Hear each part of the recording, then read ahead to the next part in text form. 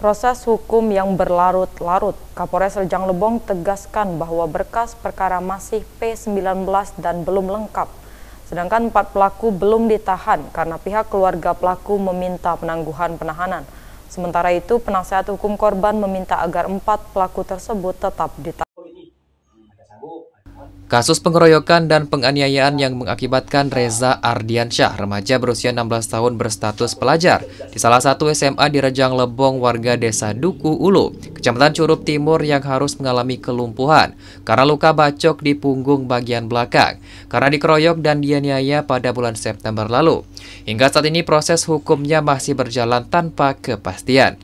Dengan belum ditahannya para pelaku dan berkas perkara belum juga dilimpahkan ke kejaksaan.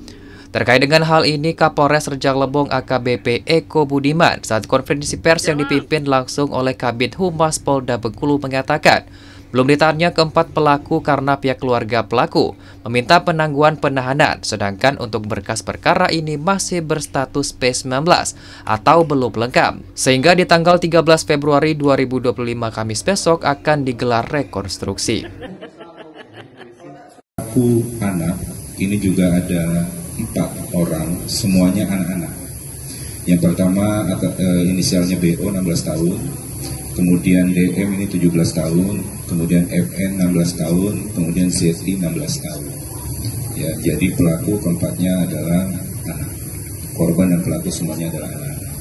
Kemudian rekan-rekan terhadap 4 pelaku anak ini tidak dilakukan penahanan karena berdasarkan pasal 32 Undang-Undang Nomor 11 Tahun 2012 tentang Sistem Peradilan Anak, ya, ini tidak boleh ditahan, bunyinya seperti itu. Sementara itu, Ketua Badan Masyarakat Adat BMA Kabupaten Rejang Lebong Ahmad Faizir menyebutkan bahwa terkait dengan peristiwa ini memang awalnya akan ditempuh melalui proses damai secara adat dan keluarga korban meminta biaya pengobatan ditanggung para pelaku.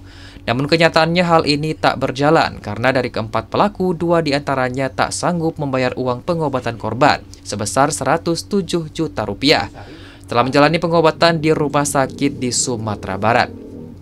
Dia pun mengatakan dari proses mediasi perdamaian di BMA Kabupaten Rejang Lebong, dari sudah terkumpul uang dari 2 pelaku sebesar 40 juta rupiah lebih, sehingga proses diversi para pelaku tak jadi dilaksanakan. Pelaku orang tuanya tidak sanggup menutupi biaya pengobatan sebesar 107 juta yang dimana si korban berobat di rumah sakit di Padang, ya kan?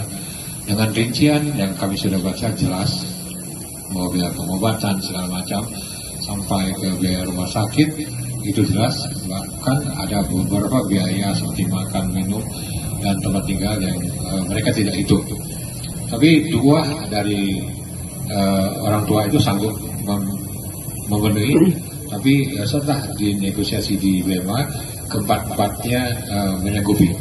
Tapi dalam pelaksanaan pada waktu penyetoran uang itu hanya 2 yang menyanggupi. Penasihat hukum korban Anastasia Pase mempertanyakan penangguhan penahanan para pelaku karena dari pihak keluarga korban meminta para pelaku ditahan. Kendati ada upaya damai antara kedua belah pihak dan seharusnya hal ini tidak mengganggu proses hukum. Selain itu, dia pun menyebutkan bahwa dalam kasus ini pengeroyokan dan penganiayaan terungkap ada korban lain yang terlibat, termasuk yang mengambil telepon genggam korban, yang sampai dengan saat ini belum dikembalikan dan tak ada di dalam berkas perkara, dan meminta pihak kepolisian untuk menindaklanjuti hal tersebut. Berdasarkan tadi kita sudah bilang juga ada beberapa nama inisial H dan I, ya itu kan terlibat yang memiliki arit dan juga yang menandatangani surat kesepakatan pertama kali. Nah itu tidak ditetapkan sebagai tersangka. Kita mempertanyakan itu kenapa tidak ditetapkan tersangka. Terkait pelaku yang belum diamankan ini seperti apa, Bu? Nah itu juga tadi kita mempertanyakan kenapa pelaku belum diamankan. Kata Kapolres tadi, ya apa namanya, mereka ada jaminan. Ya kan, ada tuntutan dari pihak keluarga, Bu, untuk mereka pelaku tetap diamankan? Ada. Tadi saya menyampaikan di akhir bahwa kami tetap ingin pelaku ditahan. Dari Rejang Lebong, Daman Huri Setiawan, BETV melaporkan.